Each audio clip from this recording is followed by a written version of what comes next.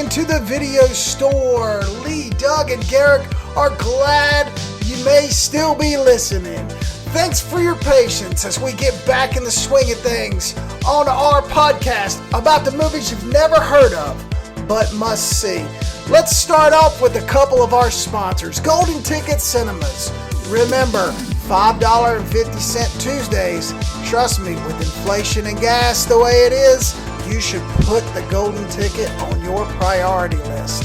Also, Table Rock Creative Group, the pinnacle of video marketing in the Carolinas, getting ready to change its name and merge with a film company called Lone Wolf Pictures, which is now another one of our sponsors.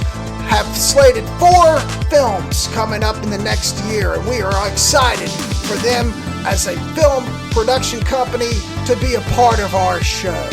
And also the Spot Toys. When it comes to collectibles, if you need it, they have it. Ladies and gentlemen, Lee Bridges, Doug Wall, and Garrick Lane, it is Tales from the Video Store. Welcome back to Tales from the Video Store, and we are back. Let me tell you, what's this, number 118? Yep, number 118 is here. And I guess we're going to talk about the hiatus. I want to say this to you guys. First of all, how are you? Oh, I'm great, man. How are you? I'm good. I got off. Wait a minute. Who are you? I got off amphetamines. It's been a very hard 6 months. And finally I feel back and I feel ready to host this show again. Did you shit your pants? I did. Son of a bitch.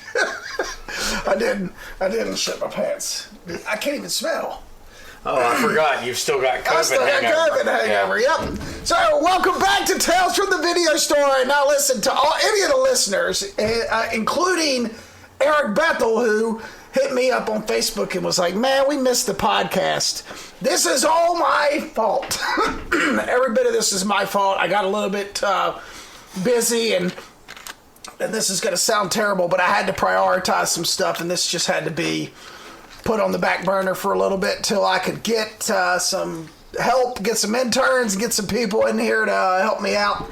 And it's funny, and I owe Bonnie an apology because I know she had hit me up a couple times going, "Can we do the podcast?"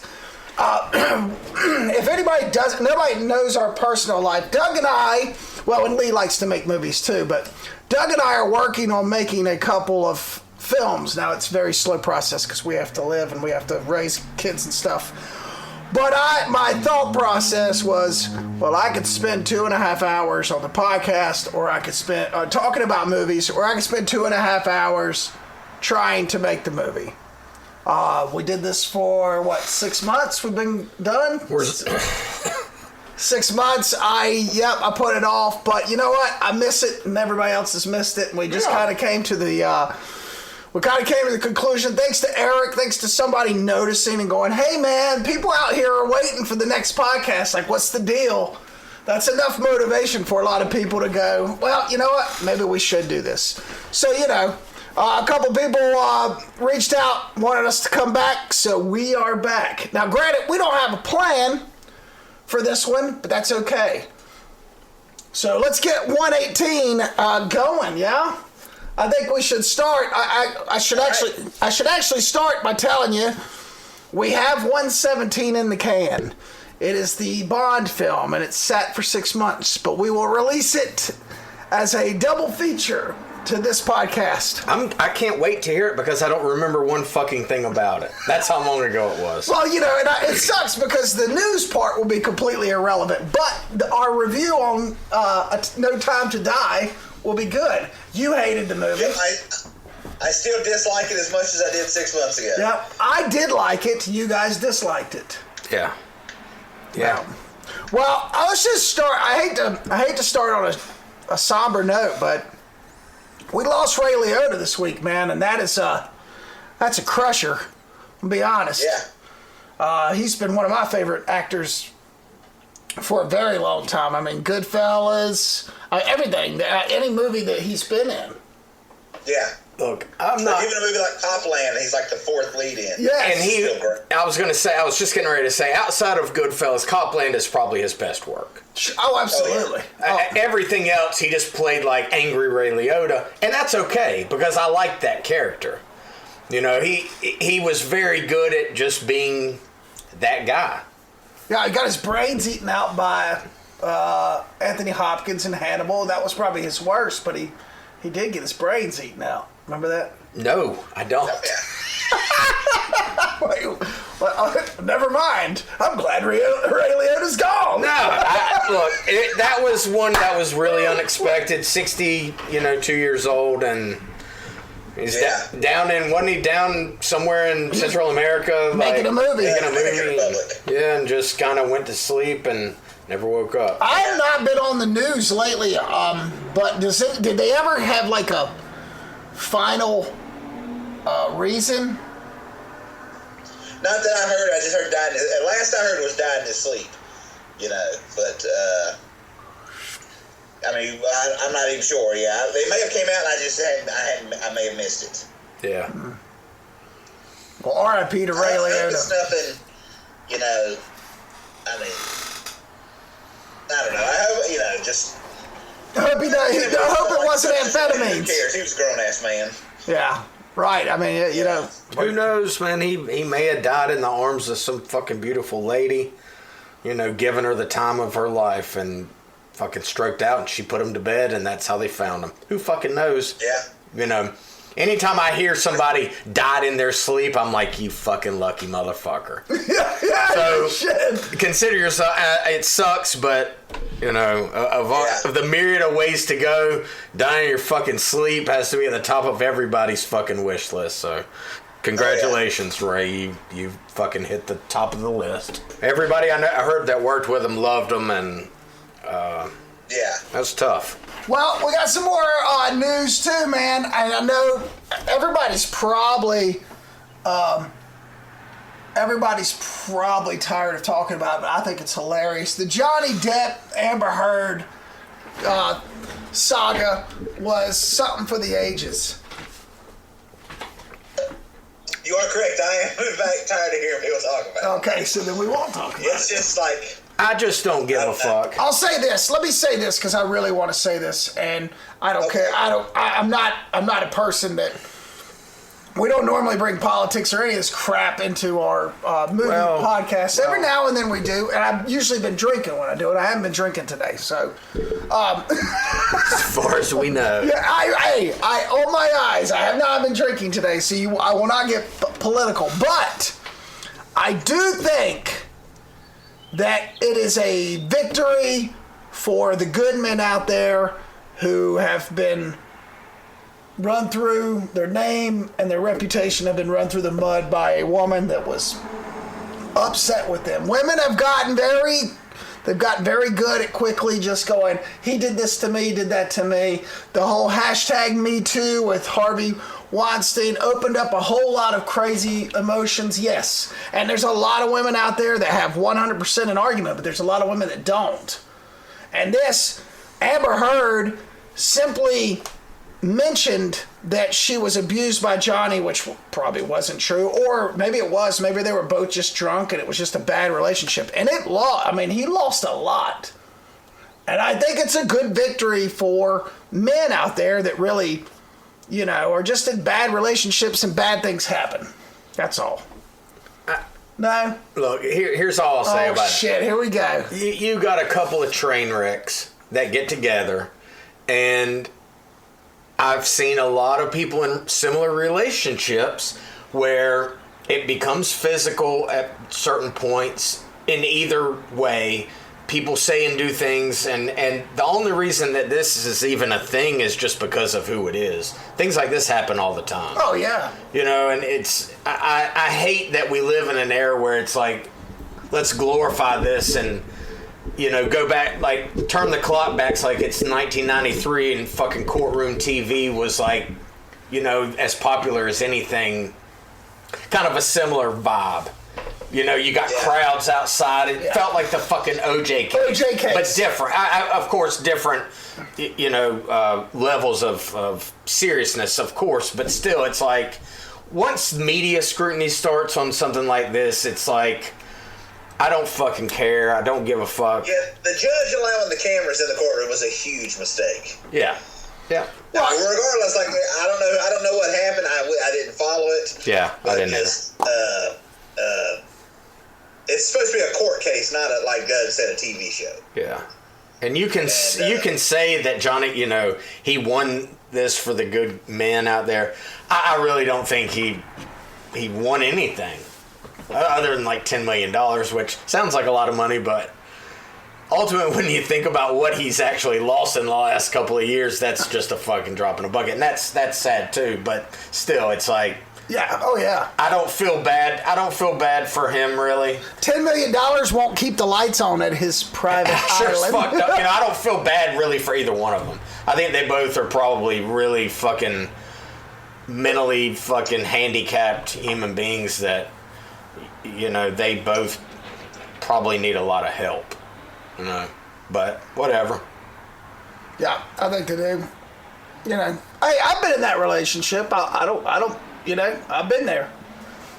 Very volatile on both ends, and it turns into really disastrous stuff. So I get it 100%, which is why I sympathize with both of them, and I do sympathize with Johnny that he probably just had a couple. They probably just had a couple of real bad drinking nights where they didn't screw, they fought, and it was terrible. I mean, for a woman to be so mad at a man that she would shit in his bed, that's an angry bitch.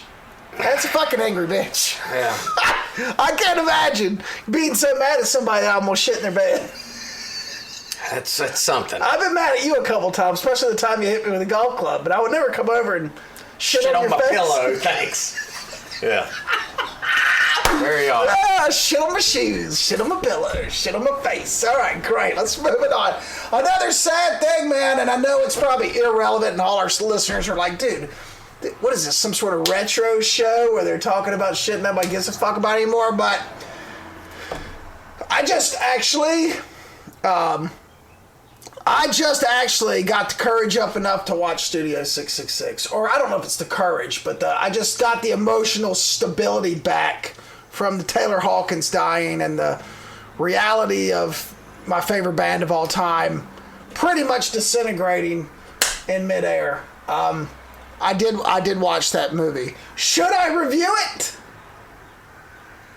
Sure. I'd love to hear what you're being a huge Foo Fighters fan. Let me tell you something. I fucking loved it. Now, granted, there was a lot of it's ridiculous in a lot of ways. It looks like a Scooby-Doo episode, but like live action. But Pat Smear, they're all great. Yeah. And Taylor Hawkins, he eats it. Chris Sheff, there's a lot of like inside jokes. So, for instance, River did not like it, but River isn't as close to the Foo Fighters as I am. So he missed a lot of the inside jokes that they used. Like Pat Smear never gets a bed. He always sleeps in the kitchen or sleeps on the floor because of his past. There was just a lot of fun in it. As a Foo Fighters fan, there's a lot of fun in it. No, the acting is not all that good. Grohl does better than I thought he would do. They do mask a lot of the terrible acting with the edits. Pat Smear was great. His fucking scream when he's scared is the best thing I've ever heard in my life. The end is kind of dumb, but man, for me, I enjoyed the shit out of it. I mean, I really did. I enjoyed the hell out of it. I'm glad I bought it. I actually watched it on my way out to Vermont this last week, and then watched it again on my way back. Yeah. Okay. Right. Yes, it's very gory. It's very whatever, but for the Foo Fighters and some of the fun that they have in it, they definitely pay tribute to many horror movies. It's fun. Don't they wanted to make a goofy horror movie, and they did. Yeah, that's it. Yeah, don't expect The Witch. Expect Foo Fighters. I haven't seen it, and I may never see it, but I never even want to watch the trailer. I wasn't like, this is going to be like The Shining. I knew, it's there. They made a movie goofing around. Yeah, during the pandemic, they rented a house and made a horror movie with all their buddies. and this is what you get, and it's awesome. And the plot, every time they come up with a plan, Grohl goes, Jeremy high five. Or no, Pearl Jam high five. So they're all fucking going in there. And there's one scene where a delivery guy comes up and he goes, oh shit, you're Dave Grohl. Oh man, you're like my second band. You're like my second band when Coldplay's my first. And then Grohl almost kills him, you know. It's fun. There's just like there are a bunch of funny inside jokes, and there's a bunch of stabs at different people, and it's filled with a lot of gory horror and a Book of the Dead, just like Sam Raimi. I mean, it's good. I like it, and it's sad to know that that's probably the last thing I'll see on the Foo Fighters. I mean, I don't know. I think I remember in our last podcast talking about how excited I was for the concert, taking the kids to the concert on May 25th. And, obviously that got canceled and the kids never got to go. And the future of Foo Fighters is, I'm sure we can say it's unknown, and I'm sure maybe he'll come back and do some stuff at some point. Here's the thing. The start of the Foo Fighters is all Dave doing everything. If they want to continue it, it'll be because Dave wants to continue doing everything. You know, if he wants to go back and do the drum tracks and everything like he's done previously, then maybe that'll happen. But I wouldn't. I don't know. Yeah, I just don't know. You know. Well, it's crazy, and this is one last footnote on this. Because we won't get into Taylor Hawkins. This isn't a rock and roll podcast. But Grohl made so there was the band that died in the house before them when they got there was named Dream Widow. And he found some old tracks this is in the movie. So he listens to some of the tracks and he's like, he listened to a couple of the tracks. He's like, these are great. I'm going to do it. So he makes this really heavy. That's what they're doing. They're trying to make their 10th album, and they're trying to make it really heavy, like Pantera and Sepultura and stuff like this. And so anyway, at the end of the movie, whenever the movie came out, he released a whole album that he did all the tracks on, called Dream Widow, and I can't stop listening to it. It's so good, and it's just heavy, like screaming and yelling and it's great. It's great, man. That guy is a genius, and I 100%. If you're a Foo Fighters fan and you like goofy horror movies, you gotta watch it. Cool. Yeah. Okay. Well, anybody else, or am I just gonna keep bringing my shit up? Bring it up, man. I watched River and I went to Top Gun. Wasn't expecting much. I didn't really feel very well that day. I can't remember why. I don't think, maybe I had lack of sleep or something. I just didn't feel well. Maybe I was hungover. Maybe I wasn't. I have no idea. But like halfway through the movie, man, like during one of the flight scenes, I kept sweating, and I thought it was because I didn't feel good. But what it was, when I realized at the end of that 2 hours, that I was sweating because those freaking sequences were so kick-ass. Yeah. That fucking movie was as good as the first one. What do you think, Lee? That was the best theatrical experience I've had in a very long time. That's what everybody's saying. Now, I was actually going to... Oh, go ahead. By all means. It was just a fun movie. It's 100% sincere. There's nothing... Like, there are references to the first movie, but it's not... it's not, like, overpowering. Yeah. I'd say probably the most heavy-handed one is when Miles Teller plays Great Balls of Fire on the piano. That scene, that's a little, that scene was probably my least favorite part of the movie. And I agree. I think that they could. That's funny you say that, because I had the same problem with that. I came out and I talked to River about it, and I said, you know what? He could have done any song, and we would have known that was Goose's son. They didn't have to do Great Balls of Fire in that bar and all. You know what I mean? He could have done like some other really good piano from back then, and we would all gotten it. Right, but that's a very minuscule complaint. I mean, it was just a fun movie. I wasn't sure how much I was gonna like it, but it just, I mean, I loved it. I really did. Yeah, it was fantastic. It's one of the best experiences I've had in a movie theater in a very long time. So I thought about going to the 4DX and watching it. What do you think? Do you think it's going to be too much? I would love to if it wasn't, you know, and if I didn't have to drive to Charlotte and it wasn't like $35 a ticket. It's funny. I was talking to Clam last night. I don't know if everybody remembers Clam, but Clam said, "Man, I don't know about the 4DX. You know, it's like you get on a roller coaster and it's over in 45 seconds.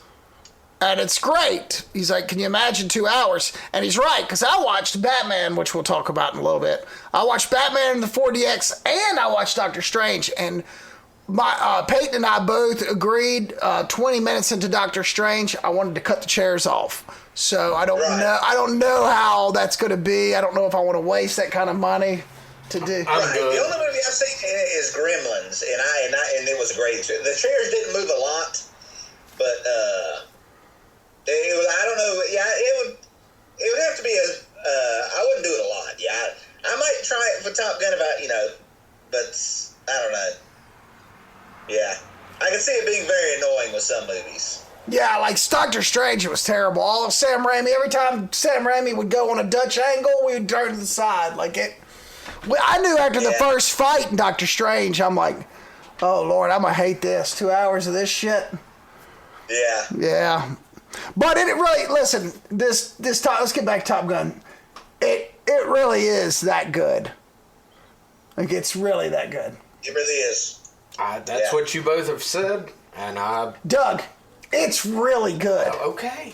It's really good. Oh, and I can say this in complete sincerity, in the opening of the movie when they played Danger Zone, I got goosebumps. Yeah. I love how they almost recreated the opening for the first movie with the what's his name?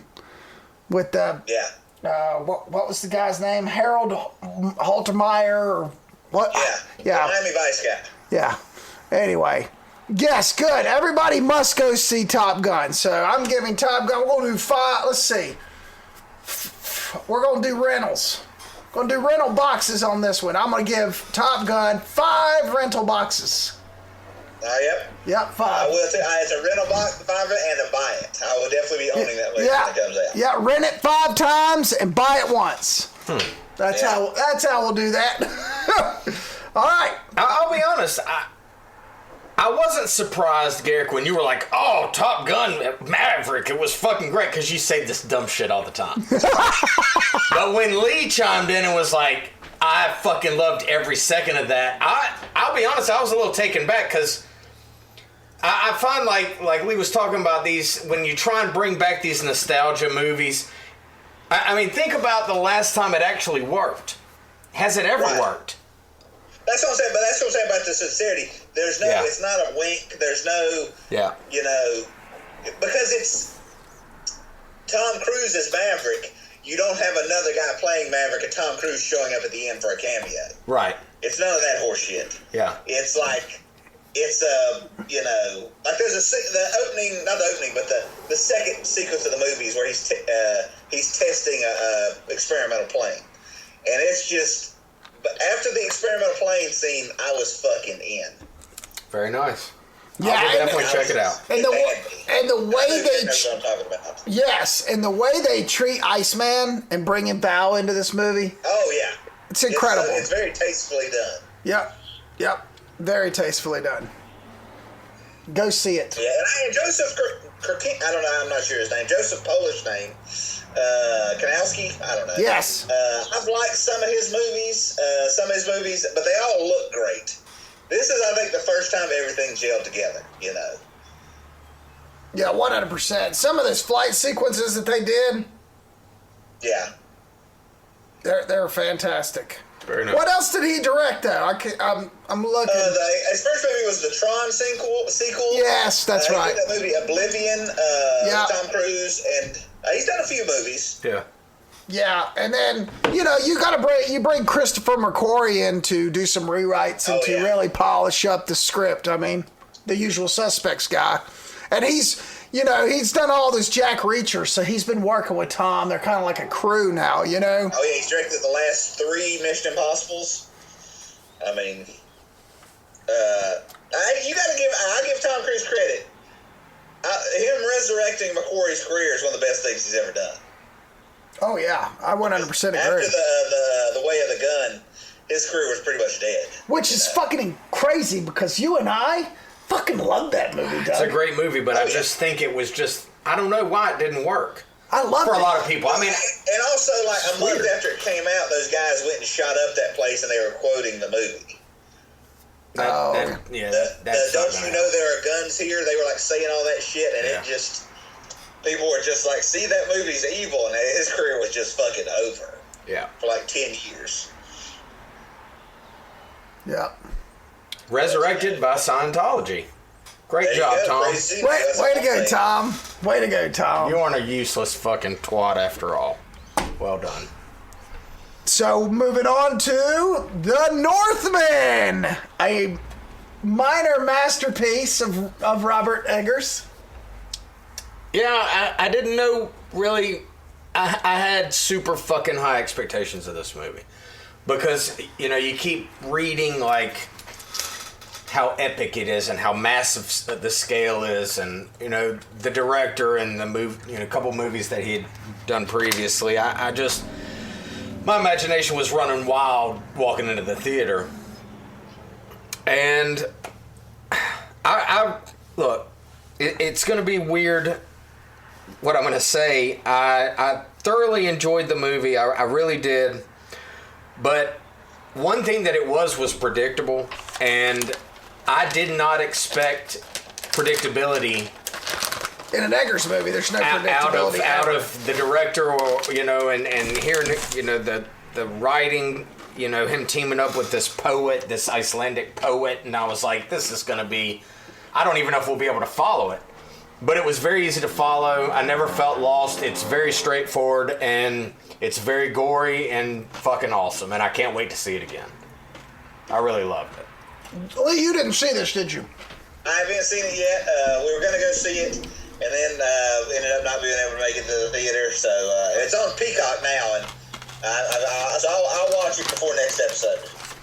I don't think you'll be disappointed. And it looks... Or not, girl. Jesus Christ. I can't think of a movie that looks better.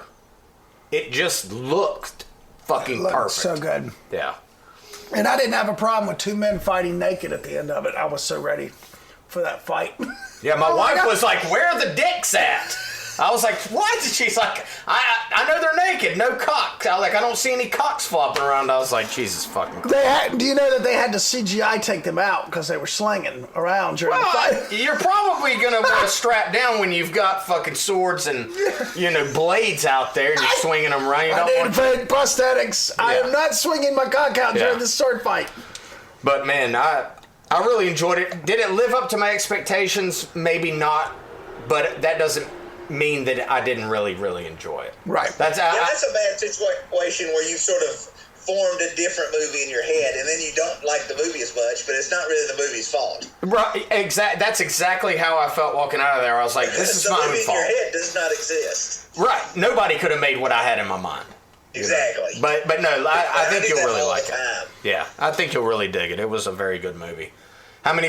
What are we doing? Video box? What did you say? Popcorn boxes? How many rentals? How many rentals or a buy? I would say Northman was four cases, and I definitely bought it.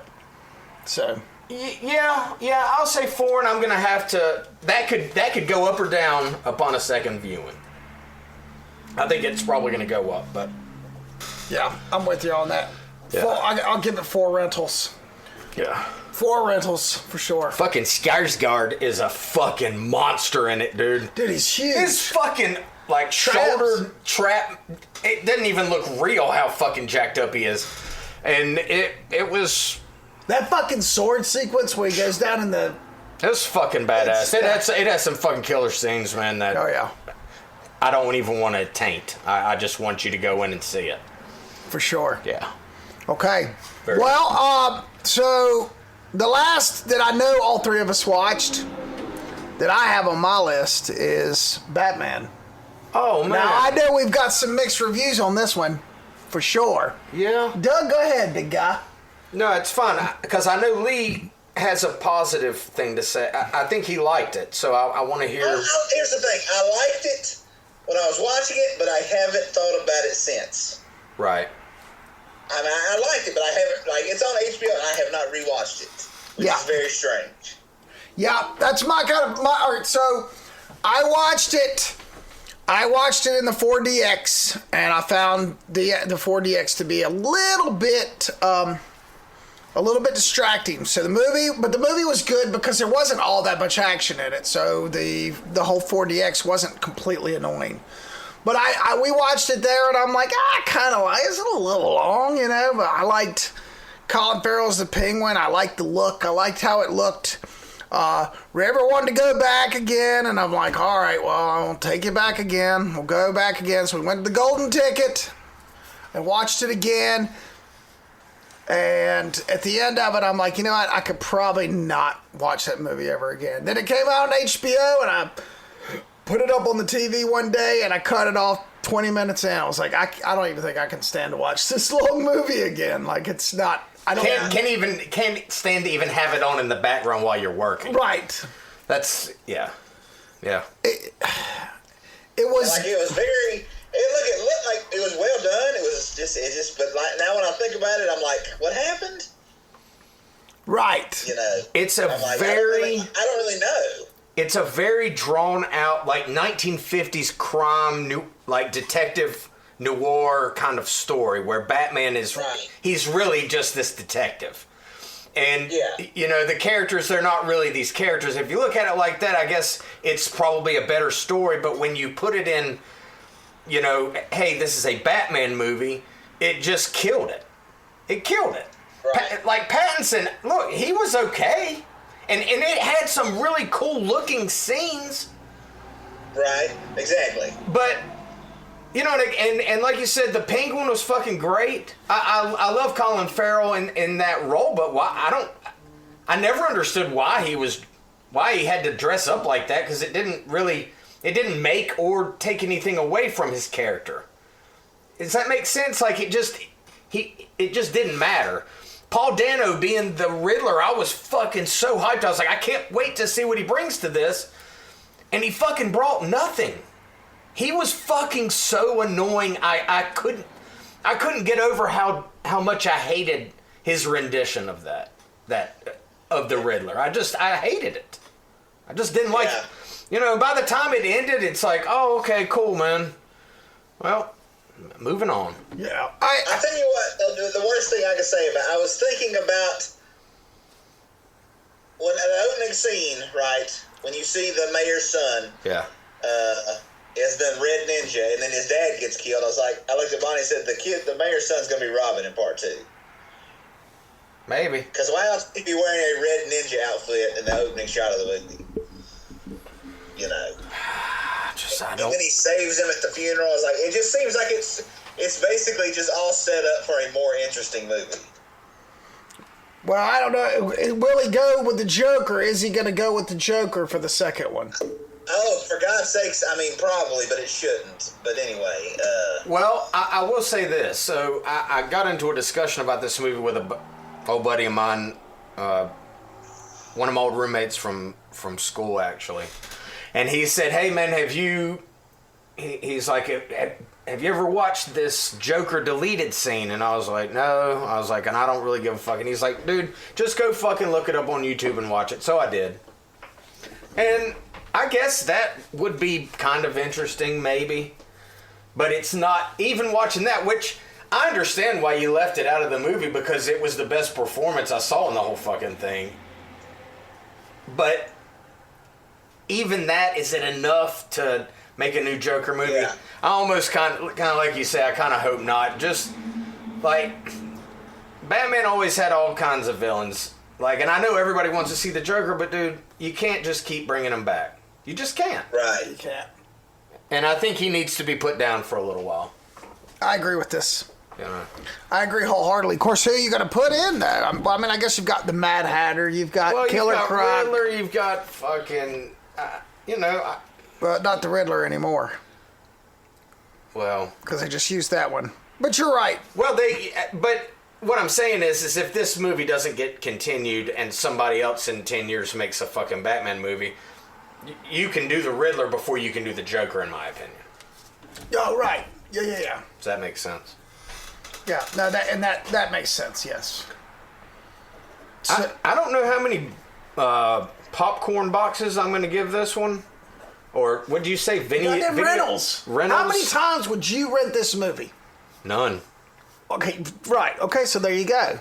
So it's kind of like, I think it's a 0. So 5 stars. So just use it. Let's just say it's a rental. So I would give this one 3 rentals. I think this is a less than average, and I would give it a 2 out of 5. How about that? Okay, I'm gonna give it a 3, and Doug's gonna give it a 2. I would give it a 1 rental because I only watched it once and I have no desire to see it again. Yeah. Yeah. You know, I mean, that's all I can say. Here's the thing. I don't think it's bad. It's just, I don't know. I tried to watch it. I need to watch it again. I tried to watch it a second time. Just to see it. And I kept finding myself like, I'm watching a scene and it's unfolding. And the next thing I know, I notice a piece of dust on the table and I just start staring off at the dust and my imagination goes wild. And then I look back and the scene's changed and I have to stop it and rewind it. And I did that like 3 times trying to rewatch it. And finally I said, fuck, man, if it's so bad that it can't keep my attention over a goddamn dust ball. All we are is dust in the wind. Then I'm good. Same old song. Yeah. Just a drop of water in an endless sea. And I was excited for this. I mean, well, God, we've been waiting for it for fucking like. I was excited, not quite as excited for this. I was excited for this as I was the Bond movie. Yeah. We'll just call it that. The Bond movie. Yeah. Fuck. Anyway. The Bond movie. Yeah. Nobody's watched Doctor Strange, have they? Yes. You did? Did you like it, or did you think it was Sam Raimi doing a Disney movie? I liked it. I mean, it was only 2 hours long. Yes. So it wasn't almost 3 hours like every movie now seems to be. Mm. There was some. I appreciate. I like the Sam Raimi-ness of it.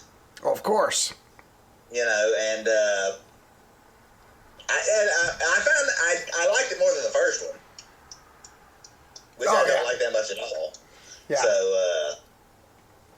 I mean, it was all right. You know, I'm glad Sam Raimi made another movie, and I hope now that it is it's outgrossed the Batman. It's outgrossed his Spider-Man movies.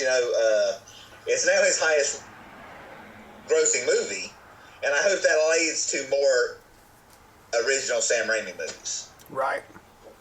That's all. That's the best thing I can say about it. Yeah, I agree. It was very Sam Raimi. I felt like it was Doctor Strange's first Army of Darkness.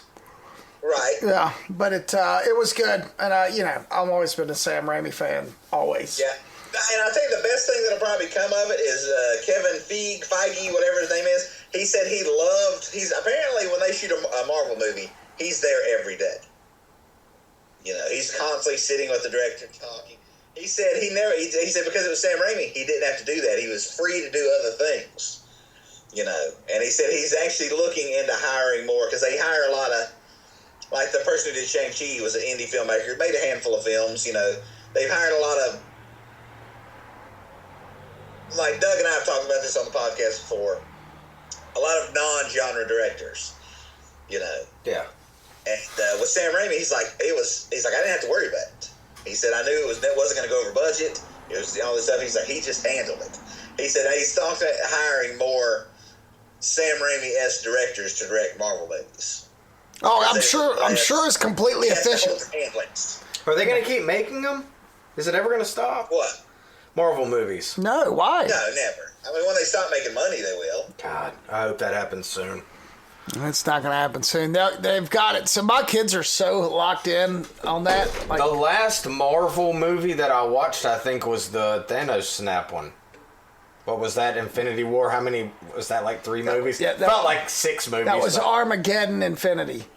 Right. Okay. From 2000. Who gives a fuck? Yeah. Right. That was the last one. I think that was 100% honest. Yeah. The only one I think that is a really good movie is Captain America: Winter Soldier. I liked it, and I liked the first Iron Man. Like, yes, I would agree with that. But like, the only one that I've rewatched multiple times is Winter Soldier because it feels like a separate. It feels like just a movie. Like it's just an action movie. Yeah, exactly. And it's very well I done. like all Yeah, the I Marvel agree. movies, but I think I like it because the excitement that my kids get. I like the Thor movies, Ragnarok, like my kid, like Peyton and River, man. Ragnarok's fucking great. Okay, it's fucking hilarious and it looks great. It is. You're right. And I'm forgot looking about forward that. to Love and Thunder, the next Thor movie, man. I like how they're all kind of intertwined. You know me. I'm not like you guys. But I'm saying, like, my threshold. That's true. You're right. I know it was just funny the way you said it.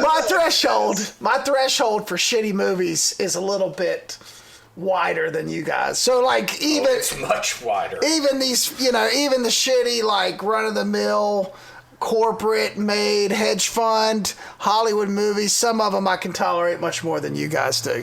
And Marvel's one of those things. And like you said, it's kind of like, It's something you can experience with your kids. yeah, the kids love it. I mean, like, I get when my son does not miss when that fucking teaser trailer, that trailer comes out for the next Marvel movie, I get a text. In fact, it's probably the only fucking time he ever texts me unless he wants something. The only time I get a really cool text from my kids is when they catch the new trailer. I understand. That makes sense. And like, if I was say the 90s and 80s, like the internet was then, and like when the fucking trailer for Demolition Man came on, I'd have been fucking texting everybody about it. Oh, yeah. Oh, my gosh! Oh, my gosh! Awesome. Yeah. Speaking of, I watched First Blood last night. I forgot how good that fucking movie is. And I know I've probably already talked about First Blood a year ago on this, but God almighty, it's so good. Yes. It's so really fucking is. good, dude. I just want to go out in the woods and shoot some fucking sheriffs. Great. Let's not talk about shooting people in Oh, please. Jesus Christ. Before That's we not get- what I meant. It just makes you just want to fucking be awesome. Anyway. So, Yeah. I know that these aren't the only movies we've watched. Look, I'm sure I've watched some Hold shit. on, no, wait a minute. I got one more thing, Lee, we've got to talk about. Fucking Winning Time. My jury is still out on that fucking show. I don't know if I want to watch the second season. It was so all over the place, but there was so many like awesome moments. There's good parts of it I really like, but parts of it I didn't like. Yeah, I agree. Like I said, I haven't finished the whole season. Oh, cool. I watched most of it. Well, cool. Doug watched it too. So Doug, I know, Doug hated it. No, here's the thing. When you do something that, a sports movie or something that's quote unquote like based on, reality and all this, and the real people that are still alive get pissed off, then you're doing something right. And by that I mean, yes, it's a complete embellishment on a lot of stuff, and a lot of stuff he probably went overboard, a lot of stuff he probably kept close to the vest. But all in all, man, I can't complain about anybody's performance. Everybody that's in it was fucking amazing. John C. Reilly, dude, if he doesn't win stuff, then why does anybody even fucking try to act? That's how fucking good he is in that. He's perfect. It's his best fucking role in 25 years, dude. Oh yeah, he's great. He's That's fucking Jerry Buss. He is fucking great, but he's not the only one. Like, I didn't find any of the performances like lacking or non-believable. Like the Jerry West character is a fucking insane, fucking crazy person. Jerry West wasn't like that necessarily. I mean, he was a high-strung athlete, that wanted to win, and I get that. He's the fucking logo. He's the best part of the show. Right, and the real Jerry West, who's still alive, is like, I'm nothing like that, and I've heard people come to his defense, but it doesn't matter. That's not what the story's about. It's just talking about this larger-than-life thing, like how they came from nothing and all this. And that's what they showed. And that's why, like, I find it hard to be negative about something like this. Because everything worked out, you know, it's like they had a bunch of fucking obstacles that really happened, you know, things that you can look back, you know, how they got money, how this happened and that happened. Oh, yeah, I love led the to story. these other things. So people who get hung up on like, well, it's, you know, it's not real or it's, you know, Yeah. fuck off. Like, it's fucking, for what it is, I was happy with it. And I've told everybody that hasn't watched it that they need to check it out because I think people who have kind of heard certain things about it are a little apprehensive about it. Don't be. It's fucking great. Just don't believe it to be the truth. Just like anything else that you watch, right. A show or a movie that says based on a true story is probably 95% bullshit, and 5% of it is actually something that happened. This is exactly like that. Everything about it is fucking great. I love it. And I love the fucking Magic Johnson, like, pussy obsession. I love that. Yeah. Because I think that's a pretty realistic fucking thing. I think all that is. I think Kareem had a problem too. I'm sure all that was. Except I loved it, but I did, for whatever reason, man. I found Adam McKay's freaking style that he always used very annoying. Like, to fucking go from one shot being normal and then the next shot look like it's on VHS was so fucking distracting. I hated it. You guys probably don't even notice that fucking grain shit. I understand that they were trying to put nostalgia on that, but it doesn't tell the story. If you're gonna do that, just do it for the flashbacks. You're doing it. And then every now and then they're breaking the third wall. Like, just, it's all over the place for me. Like, I just feel like, whoa, dude, pick something and stick with it. Yeah, but I think this is a crazy enough thing, and you have so many things going on, these larger-than-life characters, to where I think it's acceptable to maybe. do it like that. For me, it never bugged me. And maybe that's what he said. Hey, this is a larger-than-life thing, and I'm just going to be all over the place because... Yeah, why not? Yeah. Why not? And I've got to make a story that I could tell in an hour and a half, stretch it out over fucking 10 hours. And then we got to do a second season where we show Larry Bird and Magic finally. I love how they built that. They kept building that the whole season about Larry Bird. I don't know and if there's Magic. going to be a season 2. I haven't. Oh, they've already renewed it. 100%. Okay, well, I didn't see that, but okay. I'm fine with it. I'll watch The thing I would compare it to the most would be Confessions of a Dangerous Mind. Yeah. It's like that sort of, like, it's not reality, like Doug said. This is more, it's more someone's telling you the story. Who may or may have not been there. You know, they'll convince you that they were there and, he said this, but there's... Exactly. It's someone who just heard about it. It's like a second-hand story. Yeah, that's very good, Lee. Yeah, I agree. Yeah. Well, the only other... I watched some other shit I got caught up on. Cool. All right, cool. Well, that you guys, I know, have watched, maybe. Maybe. Okay, go ahead. Yellowstone. I finally sat down and watched their 4 seasons. You're fucking crazy if you do not like that. I don't like it. That is insane. You're off the fucking... I don't hate it. The dialogue is great in a lot of parts, but, I mean, goddamn, dude. What are we even doing? Like, the story structure and plots and plot holes, it's like... Come on, man. It's kind of like Cobra Kai. It's very over the fucking top. So all these cowboys are always fighting. But nobody's saying that Cobra Kai is this, like, expertly written, like, thing, like they are because of who wrote Yellowstone. It's because of your boy that it's gained all this notoriety. But when I watched it, I was just like, it's okay. There's more about it that I kind of don't like than I do like. I didn't hate it, but it's like... It's not the greatest fucking TV show that's ever been made as far as I'm concerned. It's not even close. Same thing with Ozark. I'm right in the middle of it. I have not finished it. I wanted to wait until it finished before I ever watched it. You're watching the whole Ozark? Mm-hmm. Yeah, see, I stopped. I fell off. Well, I don't know if I can continue because it is so... that shit is just as annoying. It's like, what are we even doing, man? There's something going on every second. Every second of every day, somebody's going to have a fucking heart attack because... no human beings can deal with this amount of stress over an extended period of time. You're gonna fucking die. It's the truth. It's that's how much. Yellowstone is. Yellowstone, Cobra Kai, they all do the same thing. I guess Cobra Kai gets an excuse. Yeah, but Cobra Kai, they'll have dinner and fucking drink some Coors Banquet beer and and hang out. It's fine. Right. This shit, it's like high fucking action, high fucking tension. The entire time. It's almost too much. I almost stopped watching it, but I said, fuck it, man. It's already in the can. Let's finish it. And I'm going to finish it.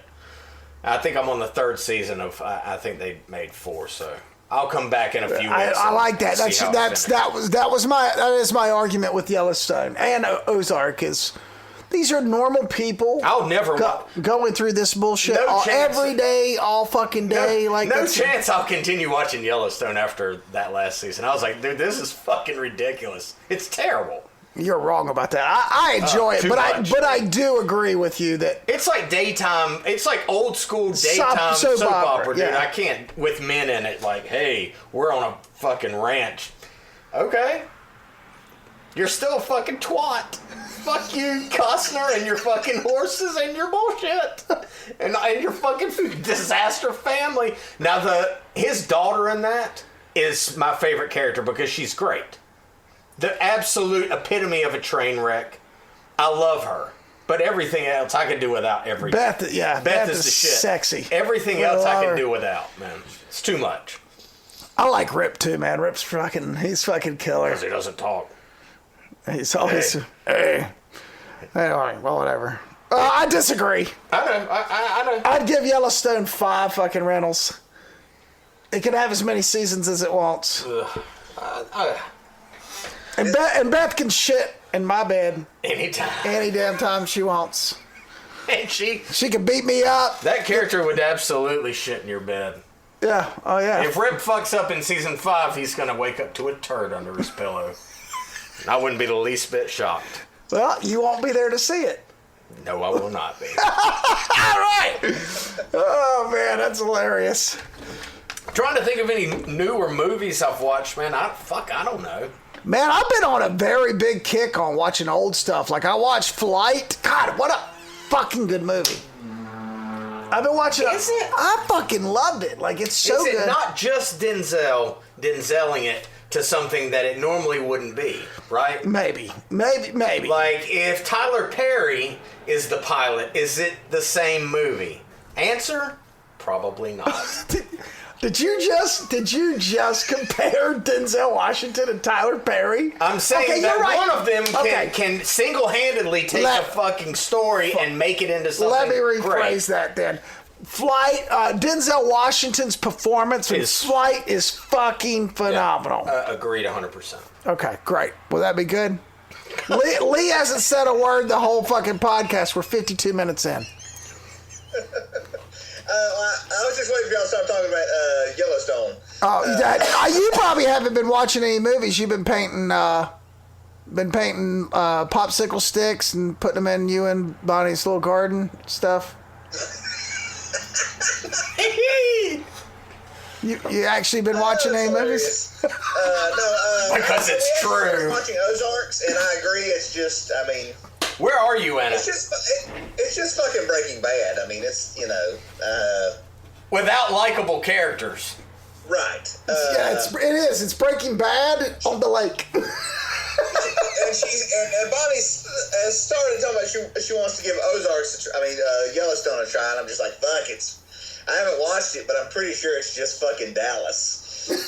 It's Dallas, only in Montana. It's Montana. Just call it Montana. I was like, and I watched Dallas when I was a kid. So, but, whatever. I would just rather watch movies than TV shows, I find that the difference, and the reason I have such a love-hate with TV shows is, in a lot of instances, they come up with a great like a great way to suck you in.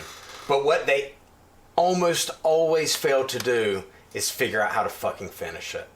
And and when you invest as much time as it takes to watch these stories, you time after time you get let down, like with the fucking Dexters of the world and shit, like TV shows like Lost and like these other things that, you know, that suck me in and then shit me out at the end. Right. Shit you out on a pillow? It's like, I just know that when I get involved in these shows that more than likely they're going to end in a way that's going to fucking hate, that I'm going to hate. You're going to be a turd under your pillow. It's going to be a fucking turd under your pillow. And Amber Heard dressed as the Tooth Fairy's going to climb through and fucking leave me $1 for it. Holy shit. Like, I just can't, like, I'm, like, a buddy of mine told me he just got into The Walking Dead, and he's like, you should watch it. I'm like, I'm never going to watch 10 seasons of a show. Yeah. You can't. No. I will never have that much free time. And it's just like you take an hour-long show, if you take an episode and you watch a half another, that's 90 minutes. You can either watch that or I can watch one whole Kung Fu movie. It has a beginning, middle, and end, and I am fully satisfied. Yeah.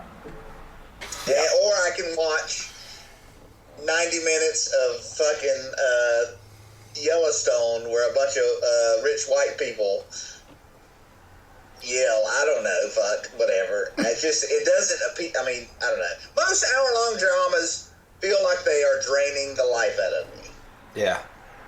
I can't really explain it other than that. I'll sit at people's houses and they'll watch shows. I'm just like, what the fuck is happening? Like, why am I so tired all of a sudden? Yeah. Yeah, like, you know, The Walking Dead, like, it's just 10 minutes of zombie action and 45 minutes of unwashed white people whispering. I don't, you know, I don't know. I'm just not a TV guy. Yeah. You know. Yeah. I don't know.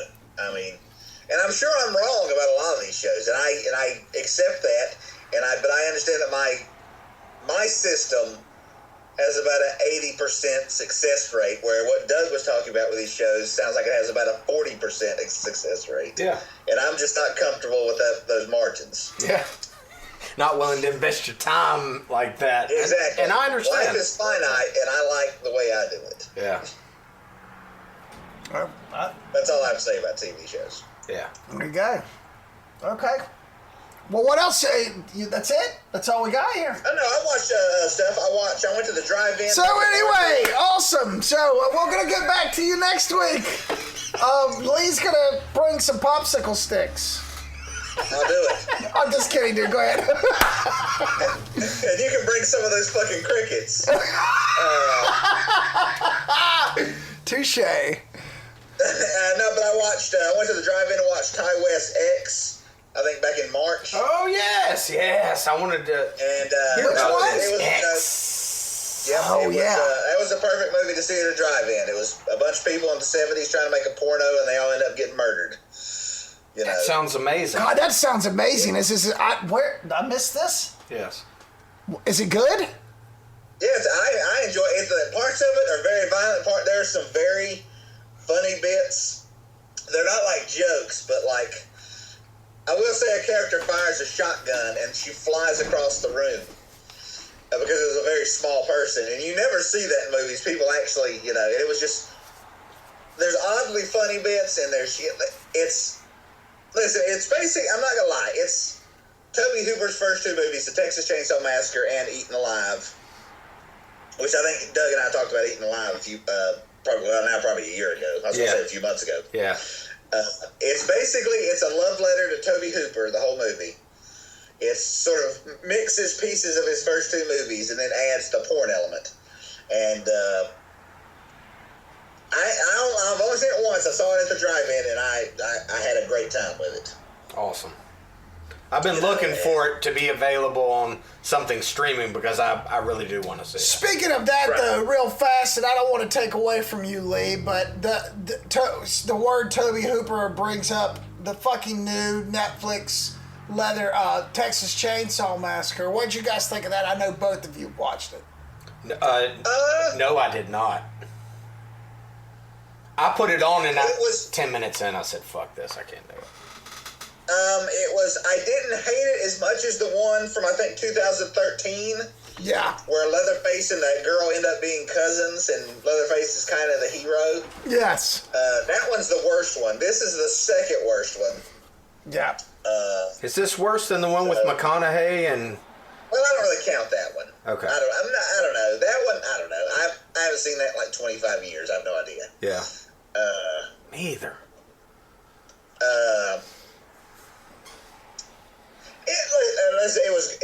It had good gore. The whole Leatherface versus hipsters characters was weird because if you do the math, Leatherface would be like 90 years old, or somewhere between 75 and 90, depending on how old he was in 1974. Right. So the bringing the Sally character back was completely wasted. She's in it for like 10 minutes. Basically, they were trying to ape the success of Jamie Lee Curtis in the new Halloween movies. I mean, you know, it's most text. Let's be honest. The greatness of the original and the very goodness of the second one are a very hard act to follow. Yes. Agreed. Impossible. Impossible to follow. Yes. Yeah. Yeah, and so at this point, although I'm sure I got a lot of views, so I'm sure Netflix will make a couple more. It wasn't very good, you know. Okay, great. Garrick literally just shit his pants. That's okay. Is there anything else? Did you watch anything else, Lee? You said you'd watch the X-Men. God. Boy, am I glad I'm doing this from my house. I watched the Edgar Wright's latest movie last night in Soho. Oh, how was that? It looks very trippy. I will say I'm very glad he was given comedy a rest. Because this obviously is, you know, the horror genre, the thriller genre is something he cares a lot about. Yeah. But his last few comedies I didn't love them. Right. I think kind of like we were talking about Texas Chainsaw Massacre. His first two movies were Shaun of the Dead and Hot Fuzz, and they were, you know, him to sort of replicate that quality, I think, every time is kind of unrealistic. Right. You know? Because those movies, to me, are just very special, well-made movies. Yes. And it was sort of like 30 years of his movie geek brain, he just spat into those movies. And, you know, I'll be honest, I want to say I hated Baby Driver. I very much disliked it. And I'm glad I hope he doesn't do a comedy for a while. I actually enjoyed last night in Soho. I wouldn't say I loved it, but, you know, I ran on Redbox. How many rentals? How many cases? I'll give it 3. You know, it's a solid movie.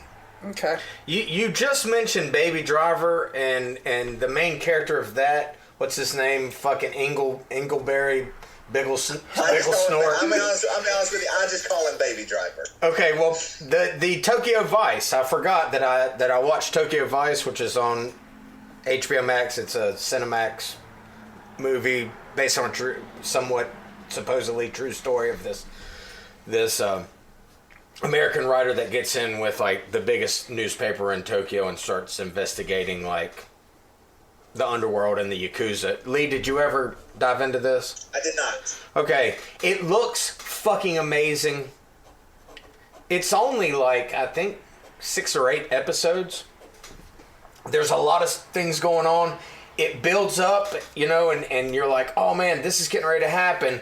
And then it just stops. And if there's not a season 2 to finish this, then fuck whoever made it. Because there's no reason to have made it. Because nothing, not one fucking thing got resolved. All that happened were a bunch of problems were brought up with these characters. A bunch of shit was happening in the background. And you're kind of getting ready for something big to happen. And then it just ended. And I was like, wait a minute. That was the last episode. What the fuck? So I'm not going to say don't watch it because, Lee, there are some parts in that I know for a fact that you'll dig. A lot of this kind of true Yakuza kind of stuff between these. Right. It looks great. It's really well done. It takes place like, I think in the late 90s maybe.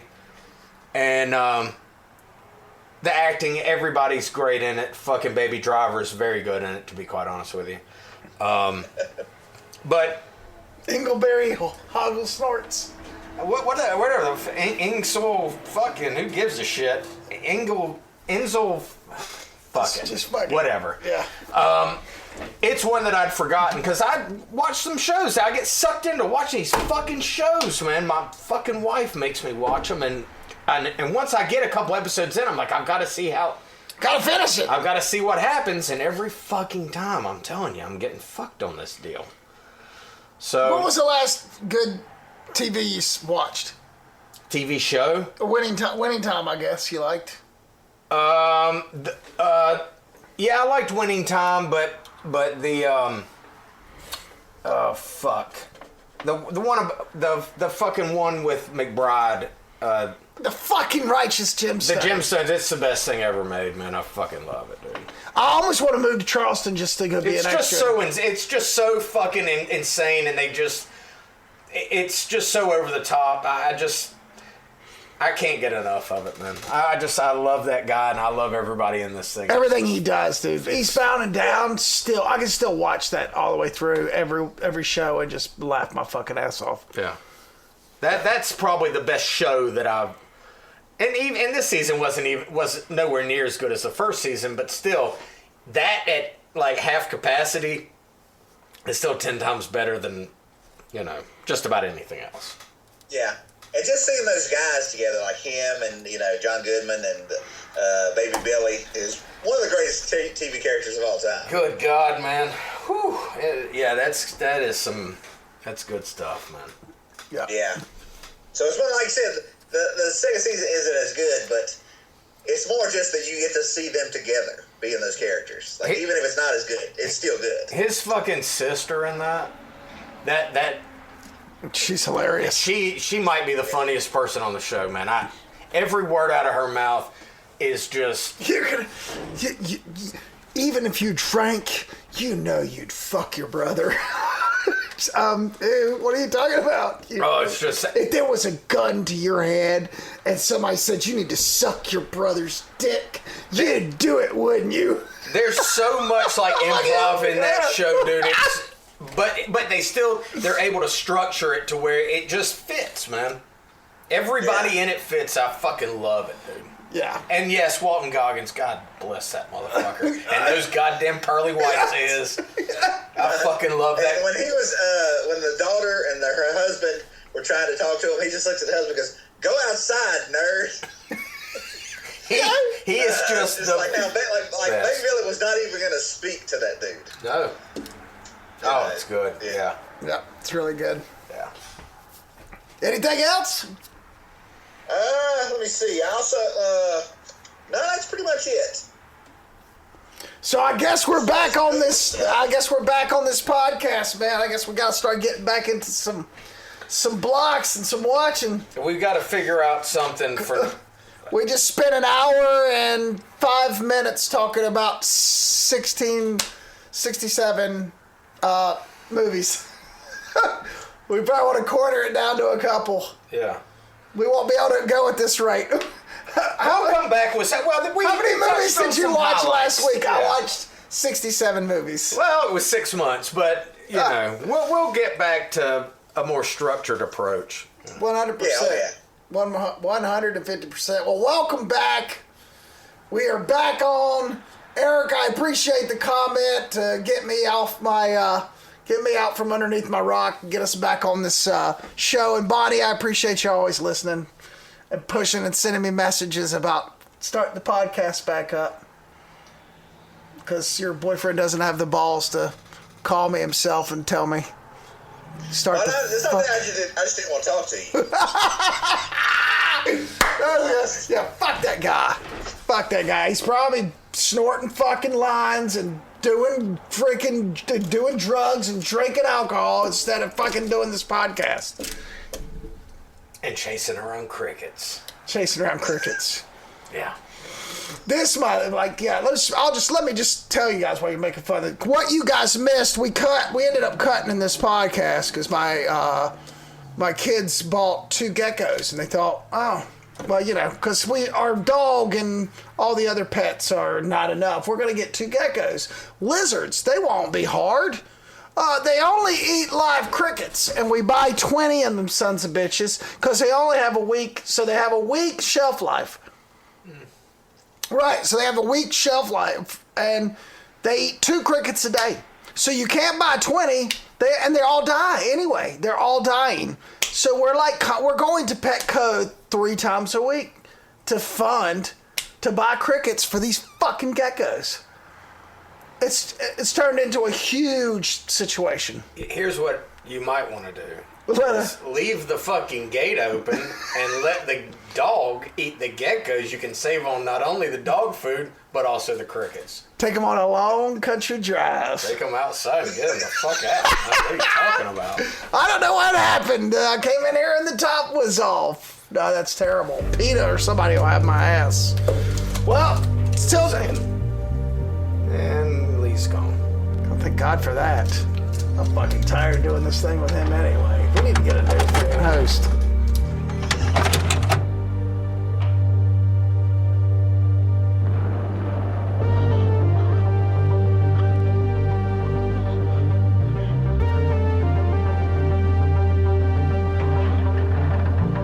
Thank you for listening. You can subscribe to our podcast anywhere that you get your podcasts.